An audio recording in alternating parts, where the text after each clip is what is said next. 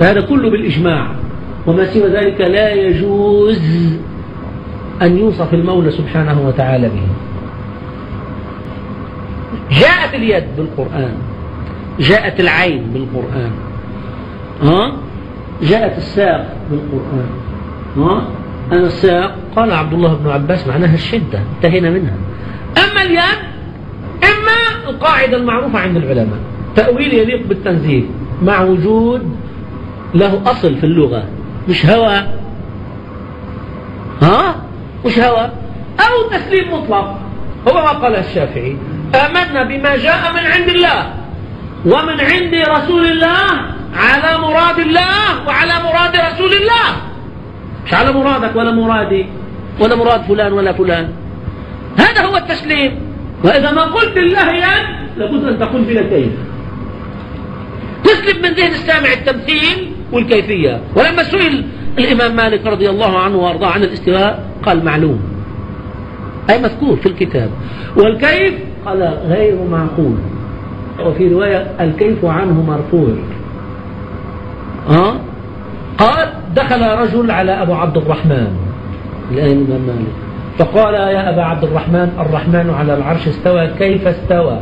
فأخذت مالك الرحباء وقال: الاستواء معلوم والكيف غير معقول. في رواية: الكيف مرفوع. فإذا الكيف مجهول ما فيه. هذا أول شيء تتنبهوا لها. الكيف مجهول ما فيه، ما بيقدر يجيب لك رواية عن مالك فيها الكيف مجهول. الفرق بين المرفوع والمجهول كما الفرق بين الضب والنون، لأن هناك بقر كيف، احنا نقول بلا كيف، لأن الكيف إن لم تتصور أنت يتصور غيرك. بلا كيف لا يقال كيف، والكيف مرفوع. وإني أراك صاحب بدعة فأخرجوه من هنا. وهذا جواب كل واحد بيسأل هيك. فإذا إيش أفهمنا مالك؟ أن الذين يدندنوا بهذه الألفاظ بين العامة هم المبتدعة. كل واحد بيتكلم عن الأينية والكيفية والمكان، هذا هو جوابه.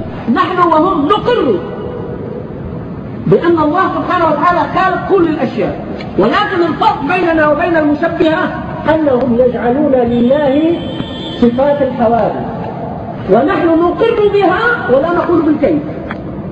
والمعطلة اللي هم المعتزلة يقولون أن الله سبحانه وتعالى عالم لذاته، نحن نقول عالم بعلم. أي نعم، هذيك الباء هي الفرق بيننا وبينهم. نحن نقول إيش؟ عالم بعلم، وعلمه ليس كبقية، ليس كعلم الحوادث.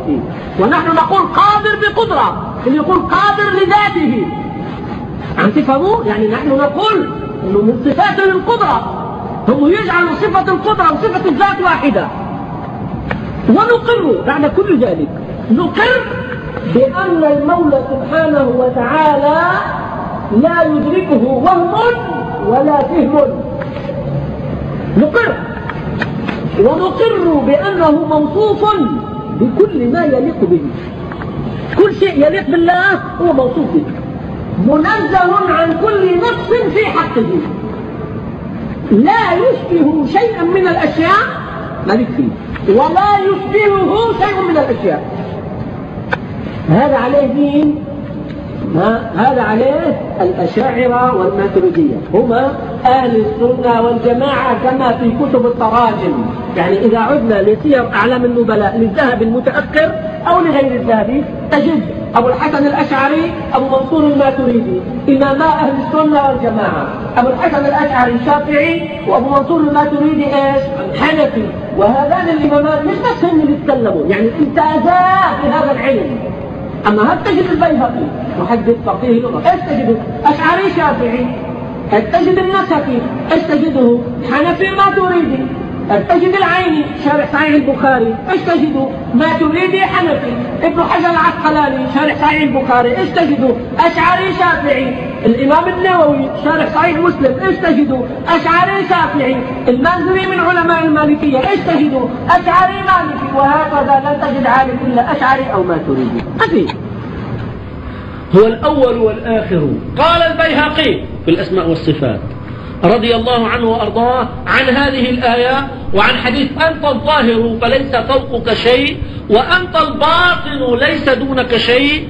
قال علماؤنا البيهقي في الأسماء والصفات. ومين البيهقي؟ وما أدراك ما البيهقي؟ كتاب المعرفة فيه 40,000 حديث. دلائل النبوة فيه كذلك، السنن تبعه فيه كذلك.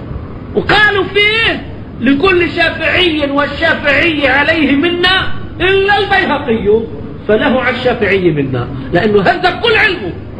قال في الأسماء والصفات استدل علماؤنا بهذه الآية وبهذا الحديث على أنه لا يحويه مكان.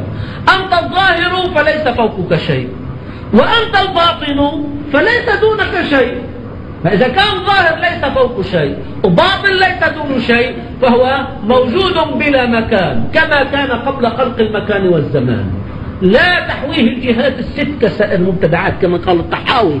وقبل ما يوصل لك لهون مهد لك من شبه الله بصفة من صفات البشر فقد كفر. لا يقصد البشر فقط الإنس، أي بكل صفات الحوادث، لأن البشر هي من الحوادث اللي بتعرف بعضها لأن هي فيها الإدراك. هو الأول والآخر والظاهر والباطن